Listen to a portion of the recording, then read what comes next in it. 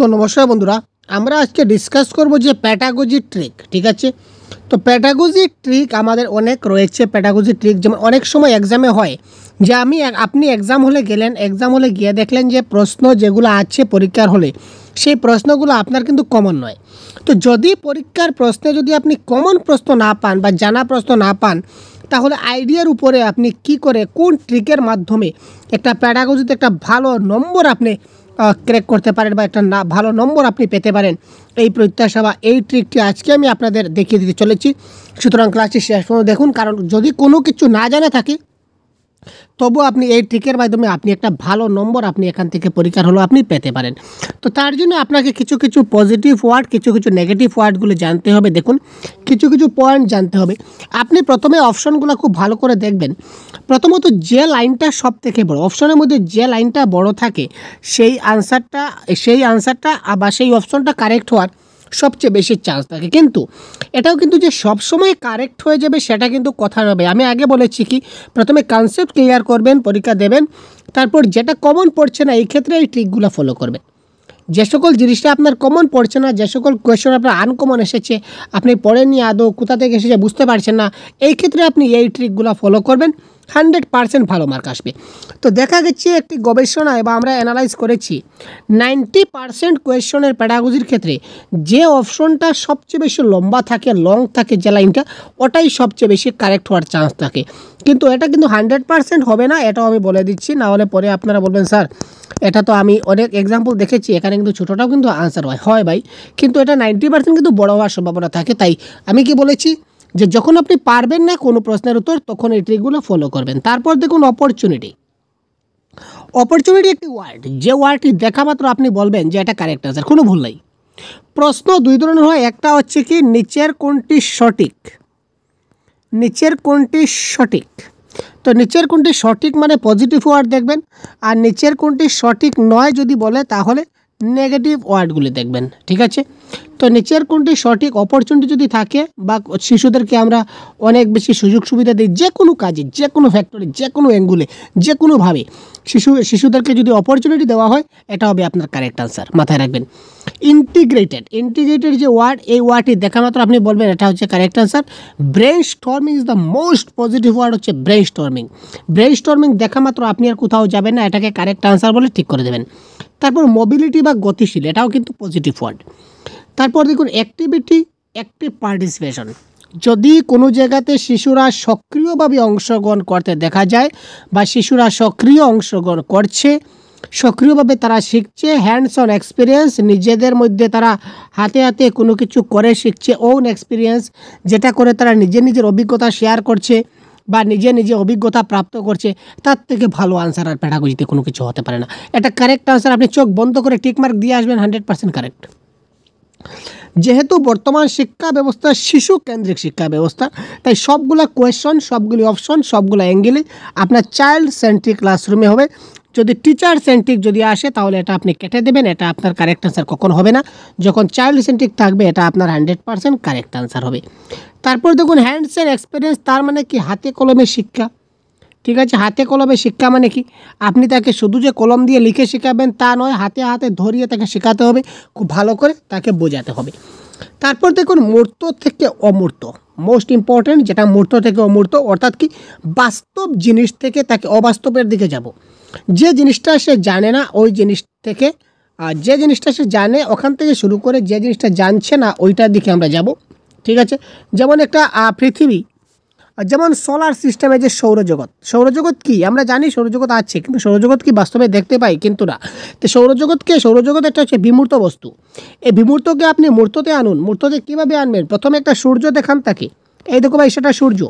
তো সূর্য কি সৌরজগতের মিডল পয়েন্ট, তো সূর্য হচ্ছে মূর্ত, আমরা দেখতে পাচ্ছি। তারপর একটা ডায়াগ্রাম অঙ্কন করুন বা একটা চিত্র অঙ্কন করুন, আর এই চিত্রের মাধ্যমে তাকে বোঝানোর চেষ্টা করুন, দ্যাট ইজ কল্ড মূর্ত থেকে বিমূর্ত। মাদার টাং, সবসময় কিন্তু মাতৃভাষাকে ফোকাস করা হয়েছে, মাদার টাং, মাতৃভাষা বা ঘরের ভাষা।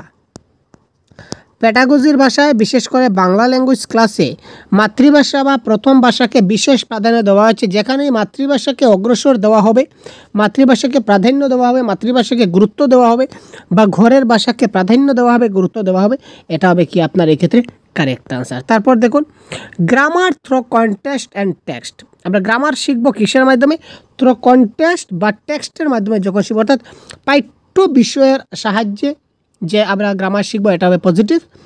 দৈনন্দিন জীবনের সাথে সংযোগ মানে রিয়েল লাইফের সঙ্গে সংযুক্ত, বাস্তব জীবনের সঙ্গে সংযুক্ত, দৈনন্দিন জীবনের সঙ্গে রিলেটেড ঘটনা বা দৈনন্দিন জীবনের সঙ্গে ঘটে যাওয়া কোনো একটা অপশন বা দৈনন্দিন জীবনের সঙ্গে ঘটে যাওয়া রিয়েল লাইফের সঙ্গে সংযুক্ত কোনো একটা যদি আমরা টপিক যদি পাই বা কোনো একটা অপশন যদি পাই, এই অপশনটা আপনি টিক করে কারেক্ট আনসার করে দেবেন। এটা হচ্ছে কি আপনার কারেক্ট আনসার।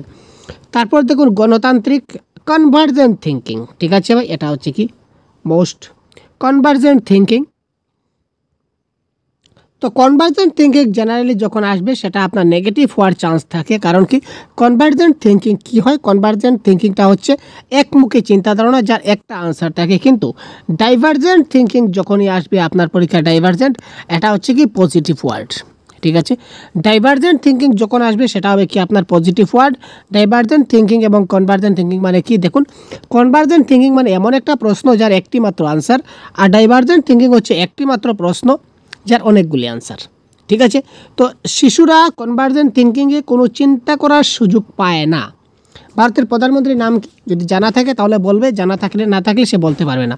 যদি তাকে বলা হয় তোমার ঘর সম্বন্ধে কিছু বলো বা তোমার পরিবেশ সম্বন্ধে কিছু বলো, তখন সে কিছু না কিছু একটা মানে বানিয়ে বলার চেষ্টা করতে পারে বা বলতে পারবে, অনেকগুলো আনসার হবে। তো এটা হচ্ছে ডাইভার্জেন্ট থিঙ্কিং। তো সুতরাং এই ক্ষেত্রে ডাইভার্জেন্ট থিঙ্কিংটা হচ্ছে আমাদের কি, এটা হচ্ছে কি পজিটিভ, আর কনভার্জেন্ট হচ্ছে কি নেগেটিভ আনসার। ঠিক আছে, ইন্ডিভিজুয়াল ডিফারেন্স ব্যক্তিগত পার্থক্য। প্রত্যেকটা মানুষ, প্রত্যেকটা শিশু, আমরা সবাই একজন অন্যজন থেকে আলাদা, তাই না? ইন্ডিভিজুয়াল ডিফারেন্স মানে ব্যক্তিগত দিক দিয়ে আমরা সবাইকে আলাদা। সুতরাং ইন্ডিভিজুয়াল ডিফারেন্স যেখানে থাকবে সেখানে কারেক্ট আনসার করবেন। স্টুডেন্ট এক্সপিরিয়েন্স, ছাত্রদের এক্সপিরিয়েন্সকে কিন্তু যথেষ্ট গুরুত্ব দেওয়া হয়। স্টুডেন্ট এক্সপিরিয়েন্স বা ছাত্রদের যেটা এক্সপিরিয়েন্স রয়েছে, স্টুডেন্টের যেটা এক্সপিরিয়েন্স, এটাকে অতি গুরুত্বপূর্ণ দেওয়া হবে। কারণ ছাত্ররা নিজে থেকে যদি কোনো এক্সপিরিয়েন্স করতে পারে তো এর থেকে ভালো আনসার আর কিছু কি হয়।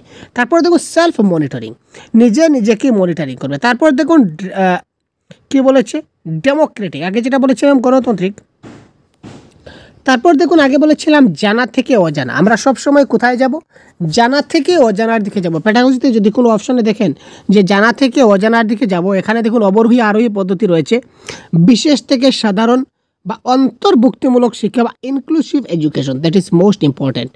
অন্তর্ভুক্তিমূলক শিক্ষণ কোনো অপশনে যদি দেখি যে আমরা ইনক্লুসিভ এডুকেশনের মাধ্যমে আমরা শিশুদেরকে শেখাবো, এটা হবে কারেক্ট আনসার। সক্রিয় অংশগ্রহণ বা অ্যাক্টিভ পার্টিসিপেশন, যেখানে থাকবে অ্যাক্টিভ পার্টিসিপেশন, সক্রিয় অংশগ্রহণ, এটা হচ্ছে 100% কারেক্ট। কারণ শিশুরা অ্যাক্টিভলি সক্রিয়ভাবে যেখানেই অংশগ্রহণ করতে পারবে, এখানে তারা খুব ভালো করে তারা শিখতে পারবে। তারপর দেখুন সবার জন্য সমান শিক্ষা বা সার্বজনীন শিক্ষা, যেটাকে বলা হয় সার্বজনীন শিক্ষা, সবাই শিখবে। ঠিক আছে, তারপর হচ্ছে এনকারেজমেন্ট বা মোটিভেশন। ছাত্রদেরকে আমরা সবসময় মোটিভেট করব বা এনকারেজ করব যে তুমি খুব ভালো করে তুমি পড়ো, তুমি খুব ভালো করে তোমাকে পড়তে হবে, অর্থাৎ মোটিভেট করতে হবে।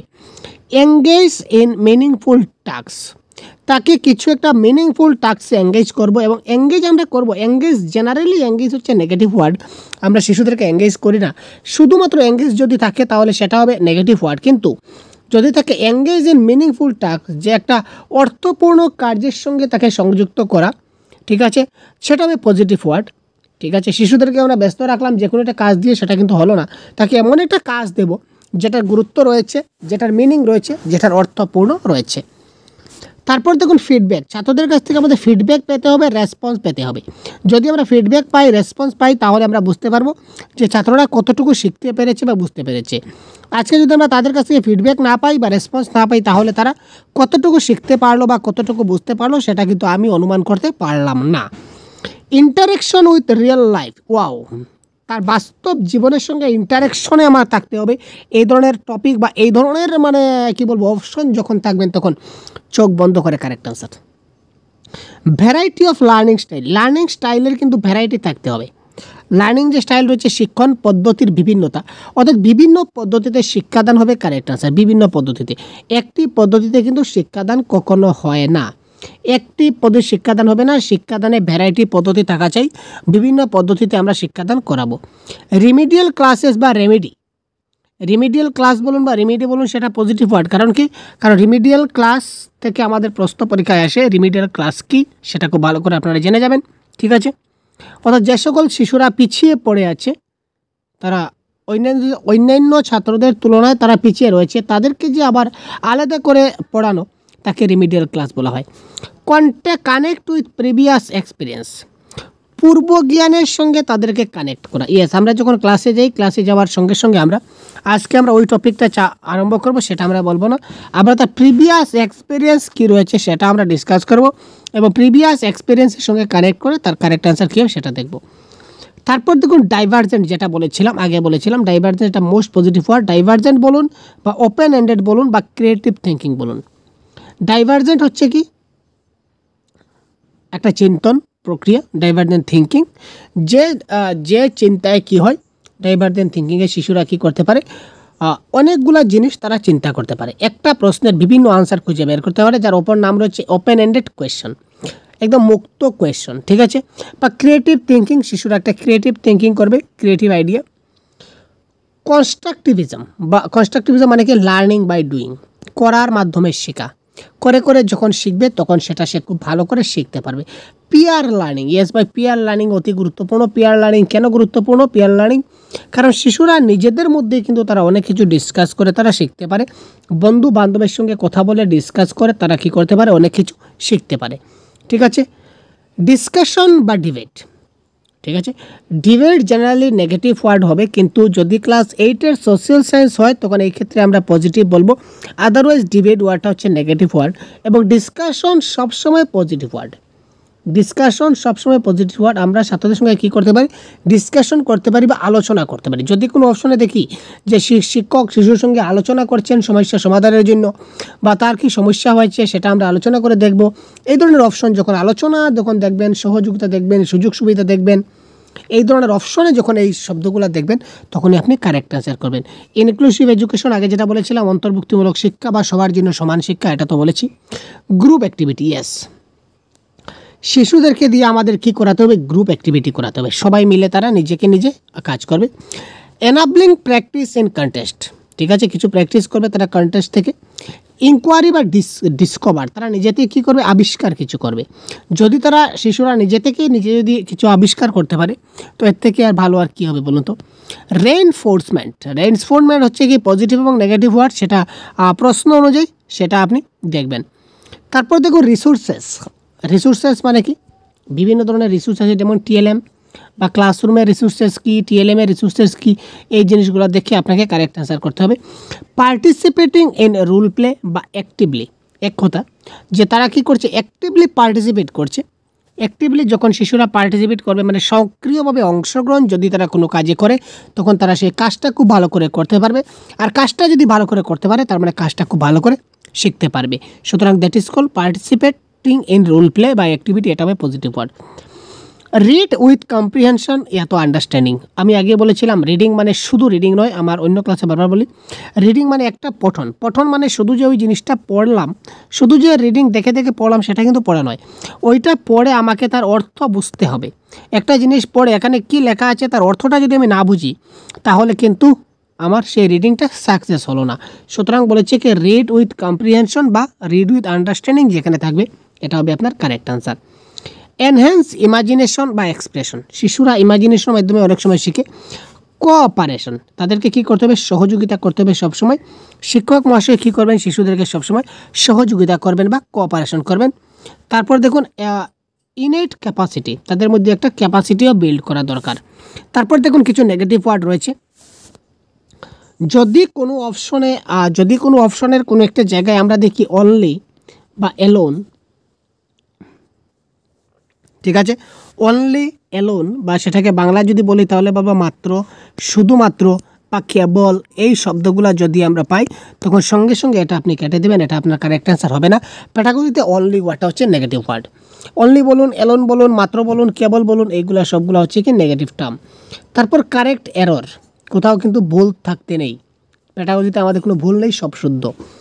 লটস অফ প্র্যাকটিস, যদি লটস অফ প্র্যাকটিস বা অতিরিক্ত অনুশীলন হয় সেটা আপনার কারেক্ট অ্যান্সার হবে না, কারণ শিশুদেরকে আমরা অতিরিক্ত অনুশীলন করাই না, প্র্যাকটিস করাই ঠিক আছে, কিন্তু লটস অফ প্র্যাকটিস বা লটস অফ অনুশীলন সেটা আপনার হবে না। ডু ড্রিল ওয়ার্ক, তাদের কন্টিনিউয়াসলি তাকে ড্রিল আর করানো যাবে না, কঠিন হার্ড ওয়ার্ক তাকে দিয়ে আমরা করাবো না।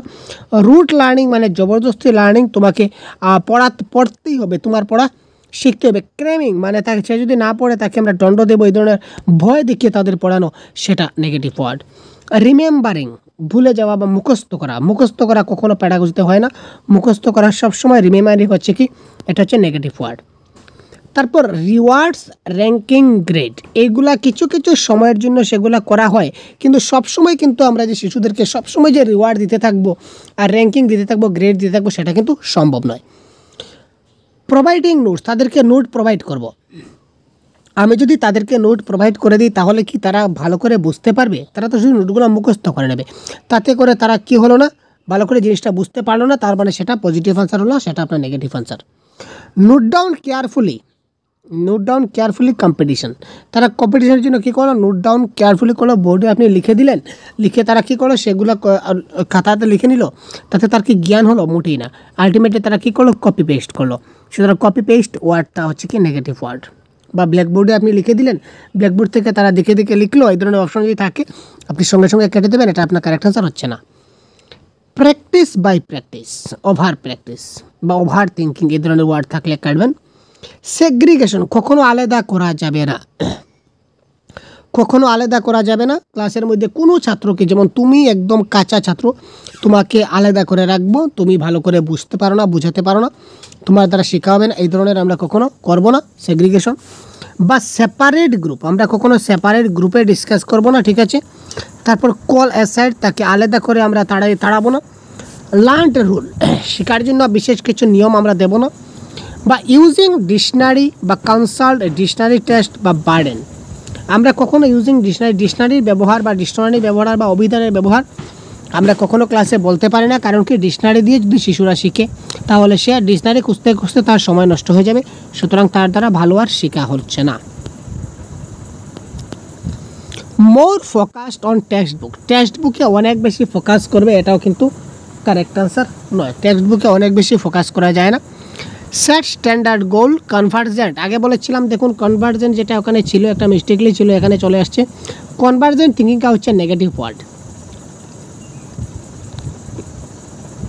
একমুখী চিন্তা যাকে বলা হয়, বহুমুখী চিন্তা নয়, যাকে বলা হয় ক্লোজ এন্ডেড কোয়েশ্চন, এটা হচ্ছে ফ্যাক্ট বেসড কোয়েশ্চন বা এমসিকিউ টাইপের কোয়েশ্চন। শিশুরা যদি জানা থাকে তাহলে দিতে পারবে, জানা না থাকলে দিতে পারবে না। তারপর মোস্ট ইম্পর্টেন্ট লাস্ট যেটা রয়েছে দেখুন, জেন্ডার বায়াস,